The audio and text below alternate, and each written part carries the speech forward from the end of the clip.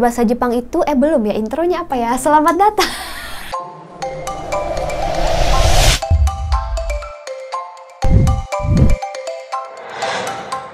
Konnichiwa minasan! Kembali lagi di Wagomu Japanese Class bareng aku Manda. Apa kabar semuanya?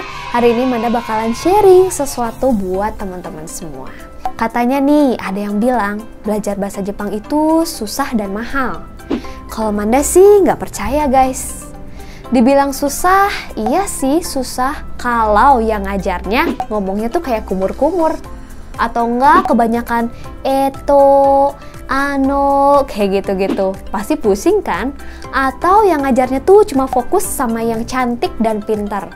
Atau cuman merhatiin doang yang ganteng kayak Han Ji Pyong. Ya, kalau alamatnya kayak gitu mah ya, murid-murid juga bakalan pada males teman-teman. Nah, kalau dibilang mahal, mahal itu sebenarnya relatif ya teman-teman, nggak bisa kita samaratain. Uang 1 miliar, kalau kata orang kaya, itu sih kecil, murah aja. Uang 1 juta, kalau kata anak orang kaya juga itu mah murah, apalagi juga buat orang yang gajinya 2 digit atau 3 digit teman-teman. Tapi buat orang yang makannya 1 kali sehari, itu tuh udah dibilang mewah. 10.000 aja tuh bisa dibilang sangat mahal teman-teman. Jadi intinya relatif ya, susah dan mahal itu. Nah, balik lagi teman-teman. Di sini aku dan tim aku tuh membentuk Wagomu Japanese Class ini sebenarnya untuk membantu teman-teman semua yang tidak punya waktu berlebih dan juga tidak punya biaya berlebih untuk belajar bahasa Jepang ya. Jadi di sini tuh kita tuh nggak kursus ya. Di Wagomu Japanese Class itu kita belajar bahasa Jepangnya tidak secara kursus. Loh, berarti bukan tempat kursus dong. Deng-deng. Buat teman-teman mungkin yang baru nonton masih bingung juga dengan konsep Wagomu Japanese Class. Jadi Wagomu Japanese Class ini adalah sebuah platform belajar bahasa Jepang untuk membantu teman-teman semua yang mau jago belajar bahasa Jepang tanpa perlu kursus, tanpa perlu spend waktu berlebih juga ya. Jadi di sini teman-teman bisa jago bahasa Jepang sambil melakukan rutinitas utama kalian. Misalnya sambil sekolah, sambil kuliah, sambil bekerja, atau sambil melakukan kegiatan utama kalian apapun itu. Makanya, mindset belajar di Wagomu Japanese Class itu adalah otodidak, dimana kalian bisa belajar sendiri, kalian belajar dari rumah atau dari manapun secara mandiri, kayak gitu guys. Yang jelas, aku yakin teman-teman tahu sendiri lah, support system di Wagomu Japanese Class ini pastinya nggak kaleng-kaleng. Apalagi kalian yang sudah ngikutin aku dan tim aku dari awal, pastinya tahu banget kan? Dan sekarang juga aku dan tim aku lagi berkomitmen teman-teman untuk bikin program akselerasi belajar bahasa Jepang. Motor terong tong tong tong. Sebelumnya Manda mau tanya dulu nih sama teman-teman yang nonton hari ini. Aku mau tanya, kalian yang ambil jurusan bahasa dan budaya Jepang S1 atau mungkin sastra Jepang, di sini pasti kalian ada standar kompetensi kan sebelum kalian wisuda, yaitu teman-teman paling tidak harus sudah punya JLPT N3. Bener nggak yang ambil sastra Jepang? Hayo. Kalau dulu sih di kampus Manda ada standar seperti itu ya. Cuman sayangnya di sini teman-teman aku sendiri aja tuh belum semua memiliki sertifikat JLPT N3. Alhasil, gelarnya sudah diraih, tapi kompetensinya belum sepenuhnya diraih guys. Agak-agak gimana gitu ya. Sedangkan teman-teman tahu sendiri ya, untuk lulus S1 sastra Jepang itu perlu waktu 4 tahun lamanya. Jadi bisa dibilang dalam waktu 4 tahun, teman-teman tuh harusnya sudah lulus N3, kayak gitu. Nah, di Wagomu Japanese Class ini, aku dan tim aku juga lagi berkomitmen untuk bikin support system nih, supaya teman-teman semua bisa lulus N3 dalam waktu 1 tahun aja loh. Wow, keren kan? Akselerasi banget nggak sih 1 tahun bisa lulus N3 tanpa teman-teman perlu berhenti kerja, tanpa teman-teman perlu ambil double degree. Wow, luar biasa banget kan? Yang kalian perlukan hanyalah komitmen dan juga niat belajar bersama kita pastinya. Nih ya, program N5 aja yang asalnya aku buat santai, kita jalanin selama 6 bulan, aku pangkas lagi guys, jadinya 3 bulan aja. Dan itu pun masih santai dan persentase keberhasilannya juga masih besar, teman-teman. Dan ini aku bikin terobosan lagi, aku pangkas lagi untuk program N5 ini dari 3 bulan menjadi 10 hari aja di program bootcamp, teman-teman. Bayangin gak sih ngejar N5 dalam waktu 10 hari aja. Dan kabar baiknya, ini persentase keberhasilannya tuh lumayan sih teman-teman, yaitu sekitar 80%. Jadi dari 10 orang yang join di batch 1, ada 8 orang yang lulus tryout N5. Wah, Manda senang banget loh. Ternyata bisa nih ngejar N5 dalam waktu 10 hari aja. Nggak percaya? Sok aja teman-teman yang nonton video ini langsung aja ikutan atau join program bootcamp, yaitu selama 10 hari untuk mengejar materi N5 ya. Yang jelas menurut Manda sendiri program ini cocok banget buat kalian yang suka kehilangan fokus, kehilangan semangat, dan kehilangan motivasi kalau belajarnya kelamaan. Atau cocok juga pastinya buat teman-teman yang sekedar pengen nge-review atau mengulang kembali materi N5-nya. Dan juga pastinya cocok banget buat teman-teman yang pengen lulus jalur SKS alias Shinkansen kebut semalam. Ya kan guys, karena di sini tuh kayak istilahnya belajar 10 hari aja gitu kan, tapi kalian bisa langsung ikutan CLPT N5. Dan aku pun yakin ketika kalian sudah ikutan program ini, persentase kelulusan kalian pastinya akan bertambah, teman-teman. Shinkansen kebut semalam. Ngaco. So, kalau kita bisa lulus N5 dalam waktu 10 hari aja, berarti untuk N4 dan juga N3 bisa diakselerasi dong. Terus kalau untuk N2 dan N1 gimana kak?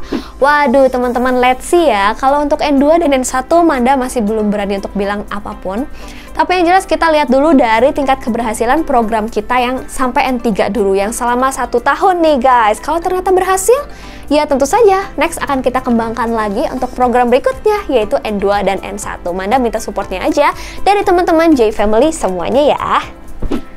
Pertanyaannya, kalau kita sudah lulus N5, N4, dan N3, terus apa kak? Menarik nih teman-teman. Jadi ceritanya aku dan tim aku ini akan mulai bekerja sama juga nih dengan LPK, SO, P3MI, bahkan dengan Nihongo Gakko serta Daigaku yang ada di Jepang loh. Doain aja ya teman-teman ya, pokoknya bakalan. Seperti itu guys. Jadi sebelumnya pun Manda juga harus ngingetin kalian dulu, tujuan kalian ke Jepang tuh apa sih? Magangkah? Atau kerjakah? Karena inilah yang akan menentukan kalian tuh harus masuk kemana teman-teman. Nah sebelumnya juga aku harus sedikit memperkenalkan si lembaga-lembaga itu sama kalian. Yang pertama, kalian pasti sering dengar kata LPK, ya kan? Jadi buat yang masih bingung, sebenarnya LPK ini bisa nerbangin kita ke Jepang nggak sih? Jawabannya adalah tidak. Jadi LPK ini bisa kalian asosiasikan sebagai tempat kursus atau tempat les, tempat belajar alias lembaga pelatihan saja. Nah, yang bisa mengirimkan kalian ke Jepang untuk magang adalah SO alias Sending Organization. Jadi kalau kalian tujuannya pengen magang ke Jepang, pilihlah LPK yang sudah SO atau langsung saja ke SO-nya apabila kalian sudah punya N5. Kayak gitu guys, itu untuk yang pemagang. Tapi kak, aku tuh pengennya kerja permanen di sana, udah nggak mau magang-magang lagi. Oke, kalau magang kan ranahnya LPK dan SO nih. Kalau untuk kerja, pertama harus punya dulu visa Tokutei Gino. Nah, setelah itu, kalian udah nggak bisa tuh lewat LPK atau SO, maka kalian harus ke P3MI. Inilah yang bisa memberangkatkan kalian ke Jepang untuk bekerja, bukan magang lagi. Dan visa-visa yang bisa kalian pakai pun ada visa Tokutei Gino, visa kerja, visa engineer ya. Pokoknya visa-visa itu bisa kalian gunakan, langsung saja kalian lewat P3MI untuk bekerja di Jepang. Oke, sampai situ mungkin teman-teman mengerti kan? Kalau misalkan ada yang masih bingung, boleh komen di bawah aja ya.